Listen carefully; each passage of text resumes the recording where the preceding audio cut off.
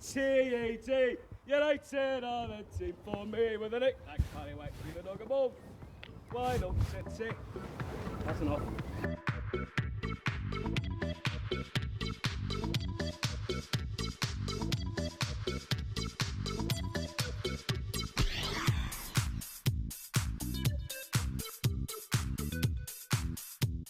If my bones do not mend, carry me back to the Stretford end. Whoa. My name's Keith Norris, and this is my Big Lily. Big Lily is the flag that was born in 1999 during the momentous treble season. Previously, she was a Carrickfergus Reds. For Wembley 99, she grew. In Northern Ireland, flags are very divisive. They're either orange, Protestant, Unionist, or green, Nationalist, Catholic, Republican, Loyalist. Flags of division, flags of disengagement. The one thing about Big Lily is a flag of unity, a flag of peace, and as opposed to being divisive, it unites all Manchester United supporters, whether with their creed or colour. From its very outset, we've tried to support good causes. Kick racism out of football, we asked them could we put their logo on it, delighted to. United for UNICEF, again highlighting the cause. I might own the flag, but the flag's not mine. The flag belongs to Manchester United supporters. We take it around the world. It's a flag of friendship. It's a flag of unity. It's a flag of the United people. I might be the owner, but I look upon her as the flag of the Stretford end. Around the world, around the world, around the world. It helps the atmosphere, it adds to the occasion, and it promotes what we're about. We're Manchester United FC. It's a privilege for me. Considering it came about because two friends of opposite religions in Northern Ireland wanted to make a statement. For hundreds and thousands of years, flags have been divisive symbols of tribalism, territory owning. It's all, whatever your flag is, people die for their flag, their blood's soaked.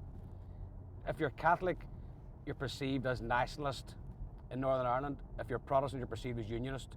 I hate talking about it because it even sounds divisive, but it's the truth of the matter. We were Manchester United. Our flags were one flag, if you like, albeit there was no flag at that stage. So my best friend Faceman, who we're going to say good morning to now, wouldn't join our supporters club rather, but my club, as his best friend even then. It pained me that he wouldn't do that because of his perception of what the supporters club may have been, which was totally untrue and unfounded. Went to Bromby in 98, 99 away. We were stuck in the wrong stand. I remember thinking at that stage, we need a flag here because they're all singing and giving. When you're part of the Red Army, you're giving to the opposition. And we couldn't do anything because we stood there with 30 of us stood amongst a few thousand. The people who maybe previously weren't even friends or weren't speaking to each other were actually becoming best of friends.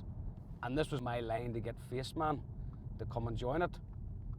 He was just Manchester United. That was him. I've spoken to his brother, and with his blessing, I'm actually addressing this for the first time, and it's not emotional. It is emotional slightly, but I'm glad that I'm able to tell the truth about Big Lily because, I mean, for 16 years, it hasn't been out and about and has never been in the public domain why the flag came about. It's always been just about this big flag, which initially had Carrickfergus Reds on it. And now I'm just going to go and just drop in a wee wreath to Faceman here.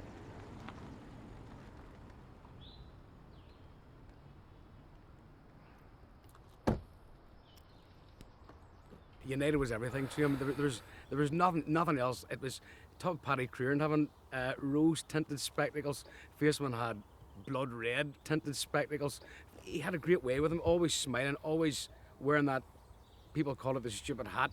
But it was all about Faceman underneath. It was quite deep, but he never portrayed it deep. But his one love and passion was United, and he had that charisma.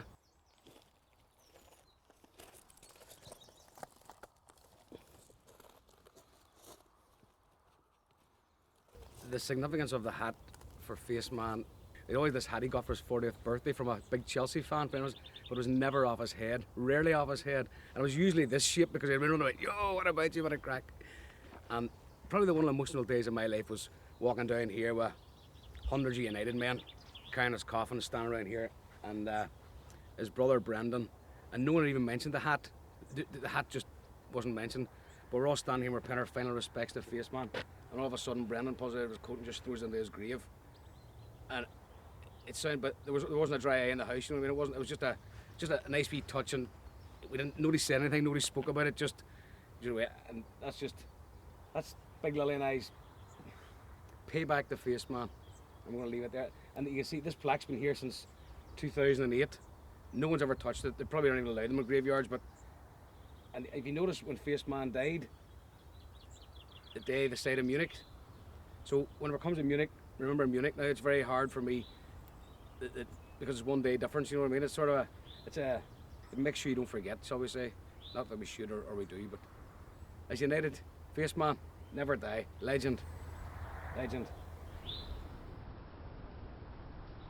Face Man was the integral part of the other half of Big Lily, and anything we do now is in memory of Face Man, and I'm just serving his character as a payback to him. We'll be having a great laugh from me up there, seeing how we're going on here. Lily is a flower name. Various types, shades, colours. With particular relevance to Northern Ireland, we have the Easter lily, which is the Catholic nationalist symbol.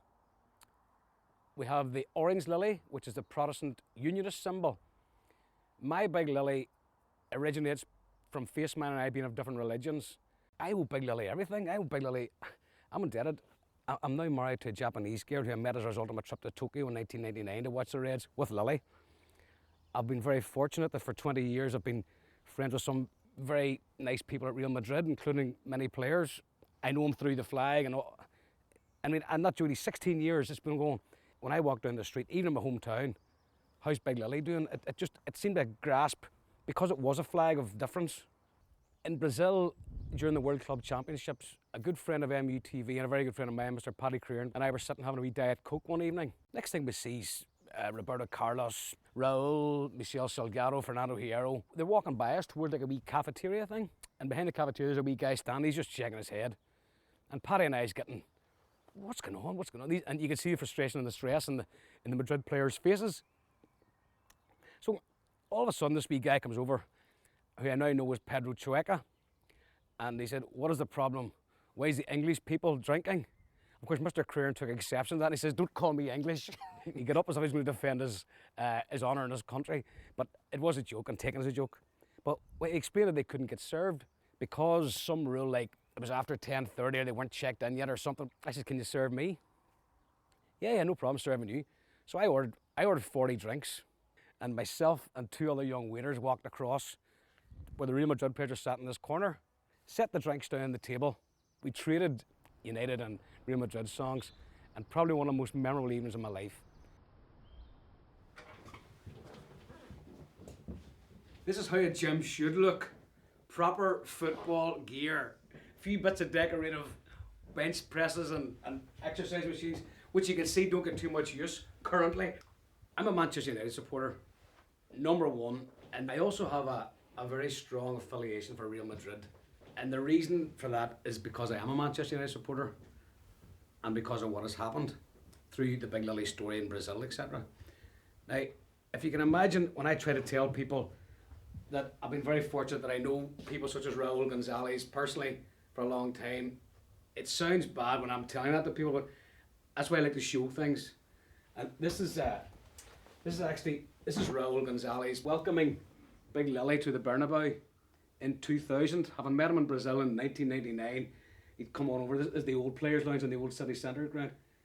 I mean, for the captain at that time, the most famous guy in Spain, apart from Juan Carlos, it was an absolute numbing sensation to see the King of Spain stand there with our shirt. I guess the thing about flags is, I mean, I think it's my first Premiership flag, 93, 94, I think that one was. What a night that was. What's that one? What year is that? 92, 93. The first one ever. You know, I mean, there was always there's a flag history there. I didn't know where it was going to lead to. And then I think about 96, 97. I've probably got another couple as well up. But I always loved to buy flags. And my favourite flag of my Manchester United career, apart from Lily, is this one. Signed by the legend himself, Big Norman. And here's Whiteside. Strachan is following up. Olsen on this side. That's all he's got. Whiteside shoots. It's there! Norman Whiteside has done it again. And I was very honoured to be there that day, and that's the flag I actually had in 1985. And trust me, when Kevin Moran was sent off, I think it ended up about 40 feet on top of all the people. It was just, how I got it back, I don't know. Through here. Oh! Well, Reid has been brought down by Kevin Moran, and that has to be a booking at the very least. Manchester United are going to be reduced to 10 men because Moran is sent off by the referee. Even my own kids, walk in and Ronaldo comes and gives them a hug or gives them his shirt. It's hard to tell people that in a way that stems back to what's real. But this is why. Big Lily's the reason that all this happened. And that's why I have an attachment that I'll take to my grave with me, you know what I mean?